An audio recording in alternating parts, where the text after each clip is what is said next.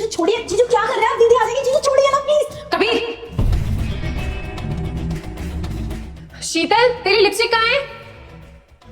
अच्छा ठीक है। हाँ रख दी इस लड़की ने। ये सब क्या है इसके बैग में? क्या हो रहा था यहाँ पे? क्या कर रहे थे कबीर तुम? वो बात कुछ और है। तुम रहने दो कबीर, तुमसे तो मैं बाद में बात करूंगी। शीतल तू मेरी छोटी बहन है, तू क्या कर रही थी यहाँ किचन में अपने जीजू के साथ? हाँ ऐसा है ऐश्वर्या, तुम अपनी लिमिट क्रॉस कर रही हो। और ये क्या बोले जा रही हो? तुम उल्टी सीधी बात कर रही हो, तुम्हें पता भी है? मुझे कोई गलतफहमी नहीं हो रही है, सब कुछ अपनी आंखों से देखा है मैंने। क्या चल रहा था मेरे पीठ पीछे? तुम्हें क्या लगा था तुम यहाँ कुछ भी करते रहोगे मेरे घर के अंदर और मुझे कुछ पता नहीं चलेगा कभी? देखो मेरी बात सुनो, तुमने बहुत गलत कर रही हो। तुम हम दोनों के ऊपर बहुत ही खराब एलिगेशन लगा रही हो। तुम्हें समझ में भी आ रहा है कि तुम उल्टी सीधी बातें कर रही हो? अरे कम से कम ये तो पूछ लो बात क्या है। तुमसे तो मुझे ये उम्मीद नहीं थी। और शीतल तुझे अपनी बहन का ही घर मिला था बर्बाद करने के लिए। अरे मैं तुझे यहाँ लेके आई थी ताकि तू पढ़ाई लिखाई कर सके, जिंदगी में कुछ बन सके, अच्छी जॉब कर सके। लेकिन तू यहाँ पे क्या कर रही है? अपनी बड़ी बहन का घर बर्बाद कर रही है। अरे तुझे लड़के चाहिए थे ना तो बता देती मुझे, तेरे लिए यहाँ पे लड़कों की लाइन लगा देती मैं। लेकिन तूने अपनी बड़ी बहन का घर बर्बाद करना सही समझा। दीदी बस करिए, कुछ भी बोले जाइए आप। रुक जाओ बेटा, मैं हनुमान जी, मैं तुझे वचन देता हूँ तेरे सारे सपने पूरे होंगे। बस तू मुझे एक लाइक और सब्सक्राइब कर दे। अगर नहीं किया तो मैं तुझे ऐसी शिक्षा दूंगा जो तू सपने में सोच भी नहीं सकता। अरे कम से कम इतना तो लिहाज रखिए, हम दोनों बहनें हैं, कुछ भी बोले जाइए आप। अगर आपको मुझ पे भरोसा नहीं है तो अपने पति पे तो रखिए ना।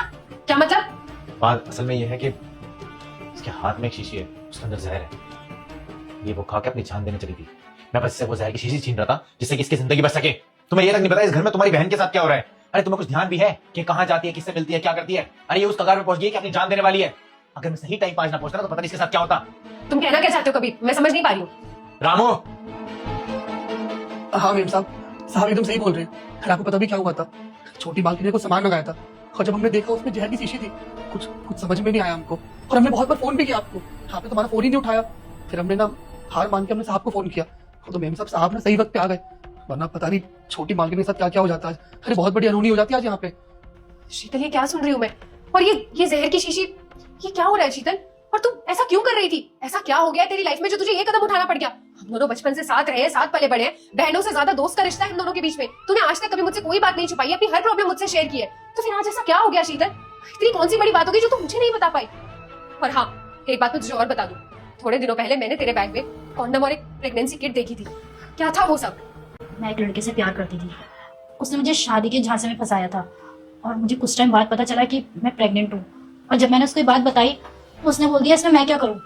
और उसके बाद से उसने मुझे ब्लॉक कर दिया, मुझसे बात करने की भी कोशिश नहीं करी और पता नहीं कहाँ है।